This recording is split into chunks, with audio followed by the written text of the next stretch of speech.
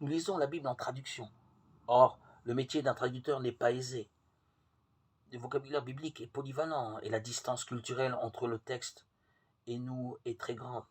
Il arrive que, pour éviter de longues paraphrases, un traducteur choisisse un mot qui durcit ou simplifie la réalité exprimée par le texte.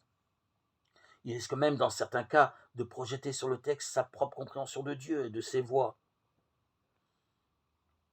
Cette constatation pose une nette limite à toute interprétation littérale ou mot à mot de la Bible. Dans l'Ancien Testament, nous rencontrons la notion de châtiment principalement dans deux domaines. Un premier complexe de mots est de nature pédagogique.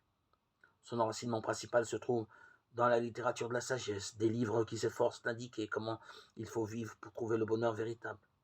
Les parents, les maîtres, les personnes expérimentées, les sages ont la responsabilité de faire croître non seulement le corps des enfants et des élèves, mais surtout leur esprit.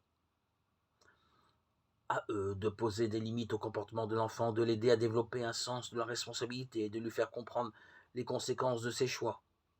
Cette activité des parents et des maîtres est toujours décrite comme une preuve de leur amour.